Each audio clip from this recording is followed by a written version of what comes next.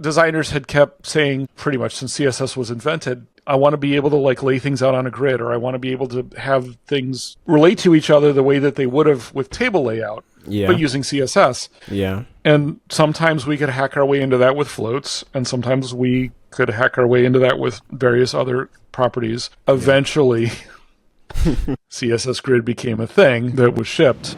CSS is emotional.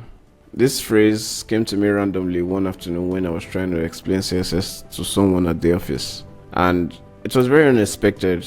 It just hit me like a truth that has been there always, waiting for someone to say it. And what was an explanation of styles and selectors immediately became something more. It became a realization that CSS is more than just code. That CSS is about expression, is about nuances, and CSS is very personal. Months later, in November of 2024, that moment became a seed that grew into a blog series where I explored the depth and, of course, the emotions behind CSS. Then something happened. Around that time, CSS got a new logo, and with the new logo came a color that was tied to a story that's so deeply human that it sent chills down my spine. So I reached out to Eric Meyer, who is one of the founding fathers of CSS and actually very central to this story. What followed was a conversation I would never forget in my life.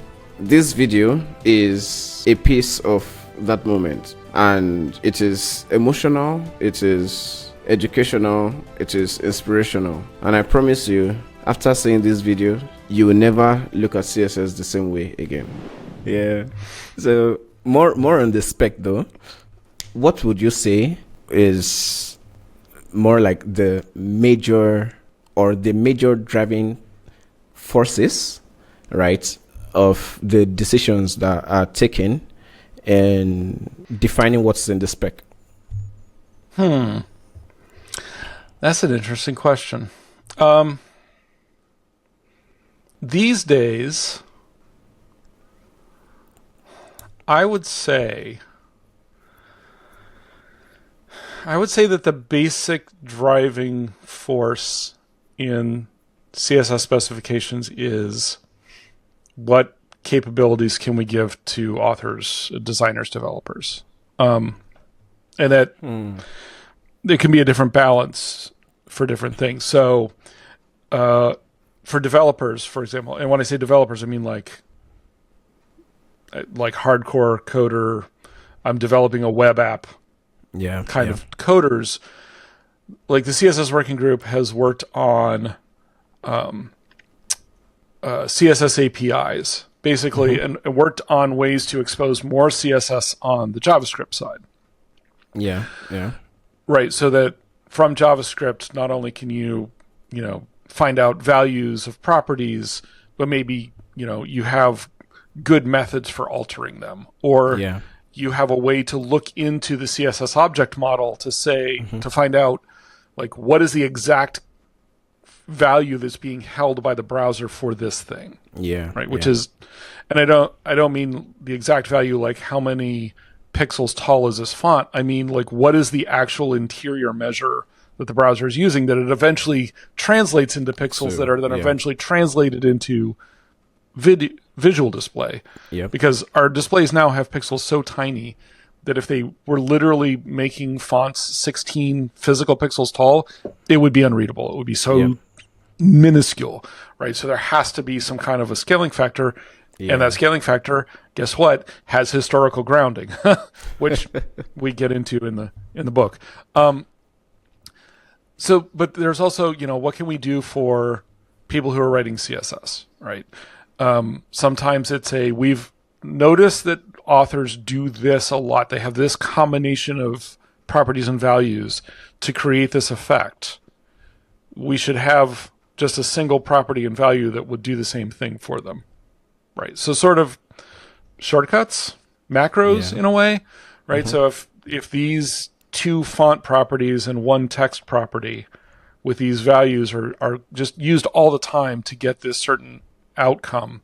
Maybe there should be a text rendering something or font rendering something property that has values that match common use, like common combinations of those properties and values. Yeah.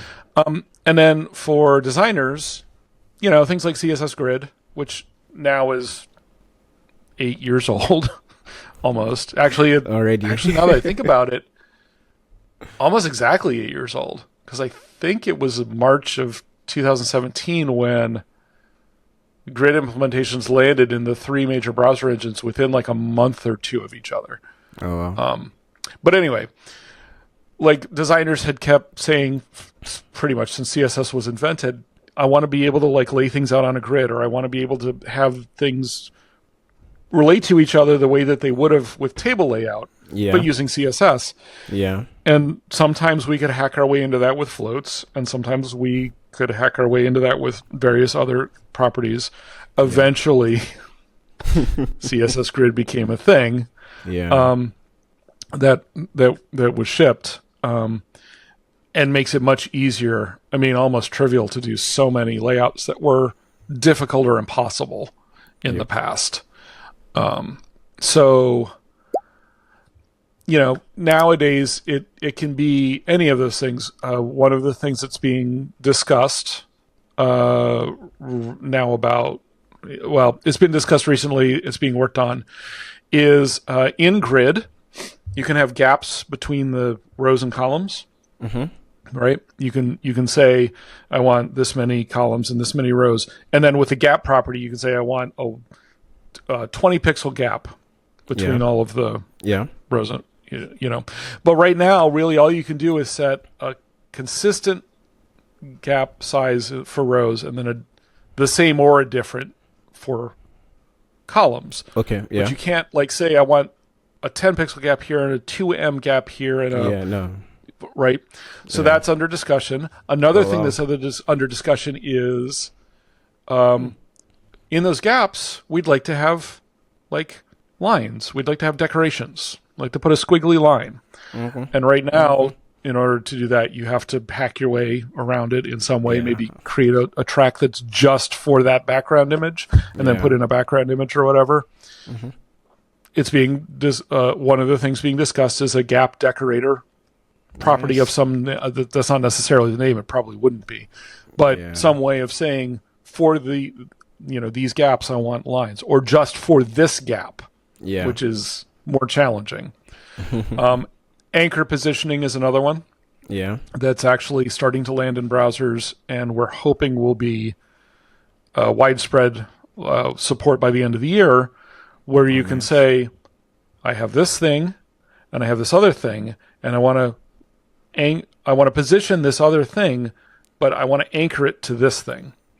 Right. So if you think about like little footnotes, and if you hover over the number, then a little pop-up comes up. Trying to get it right there can be a little challenging where that hover is. But what if you could just say, whatever thing relates, whatever footnote number relates to me, just put yourself centered right above it, wherever it is on the screen. And if there isn't room for you to appear there, then here a fallback is to be to this side. And if that doesn't work, then go to... Okay. Side notes is another use case where you could have the footnote number in the text, and then over to the side of the text, like in the white space, put the footnote right there. Anchor positioning makes that trivial. Actually. It makes it so simple. When that would be...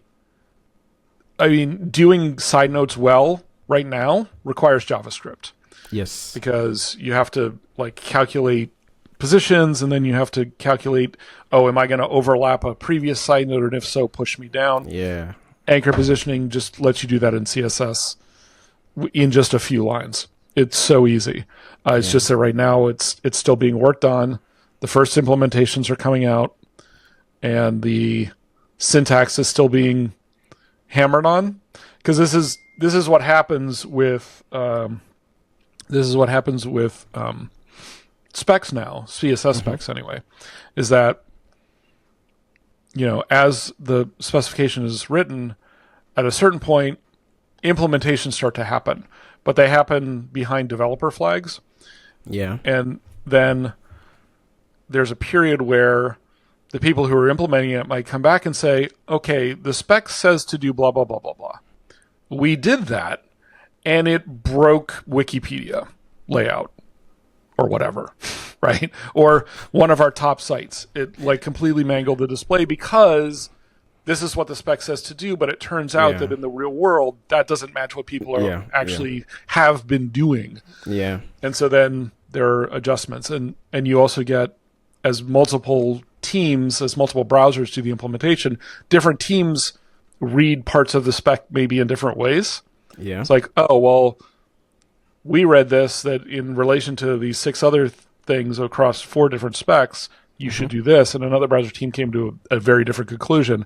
Yeah. Then they come together and say, the working group needs to decide which of these is correct, or if neither is correct, and we're going to do a third thing. Yeah. Yeah. So this is why these days, when a spec becomes widely available, it's usually, consistently, they've been pretty robust and pretty interoperable.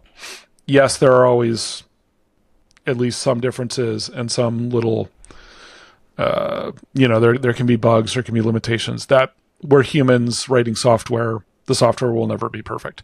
But, people remember Flexbox coming out and being completely not interoperable between browsers for a period, and then the syntax changing and then changing again over a period of a lot of years.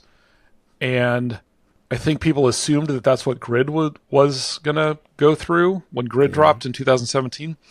It hasn't, because the working group and the browser teams had learned from the Flexbox problems.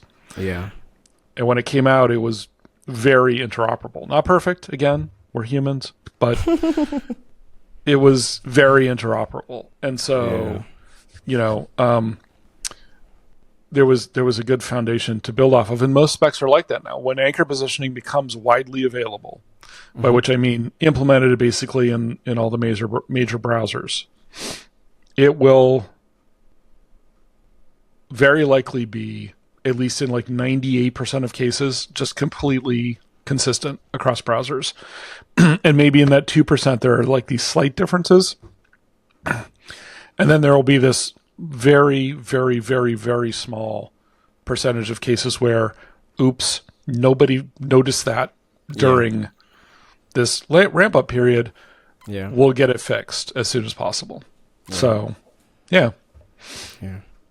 So that's a very long answer to your question, but I mean, it's kind of a 3-part answer, because there are these sort of 3, and actually I should say 4, because some of the decisions come from browser teams.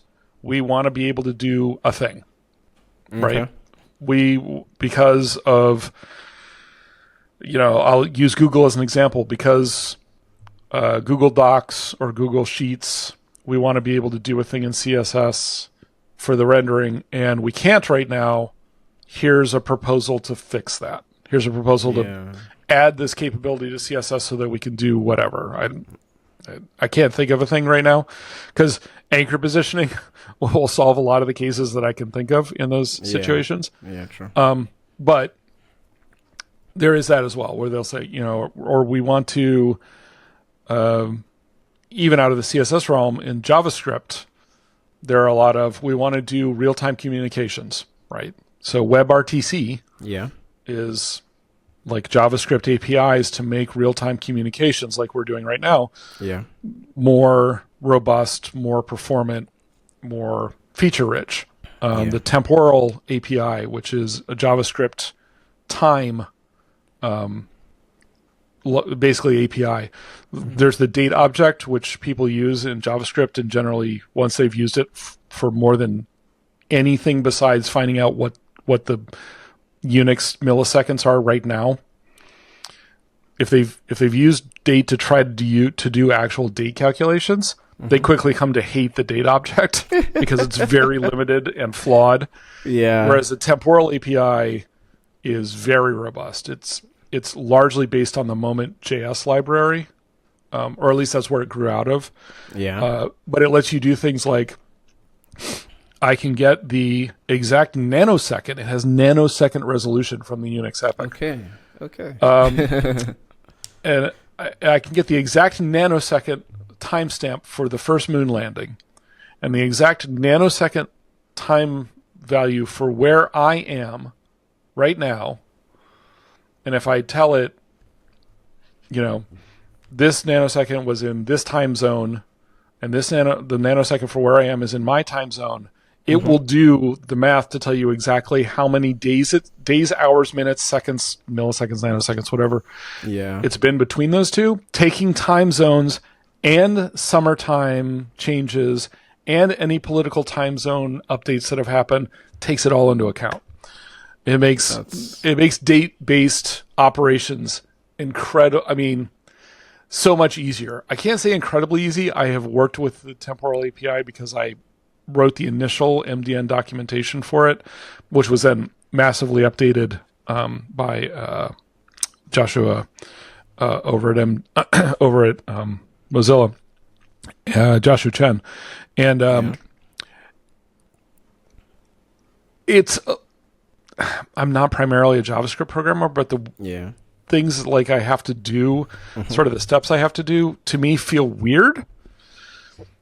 Because it's like, okay, I got this nanosecond resolution thing or, timestamp, and now I need to change it into a different kind of temporal object, which then becomes which I then translate into a third temporal object, which I can then relate to, like, my current time, date, whatever. It's a little weird to me. Like, I can see why you have to do those things. Yeah. But it's still...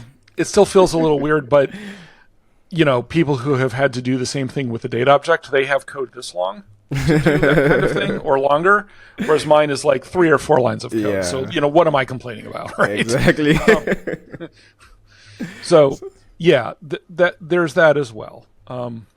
Google Calendar, I imagine in a year or two, or maybe even now on the server side in Node.js, they could possibly be using temporal and make their code so much simpler and more robust and less likely to yield errors.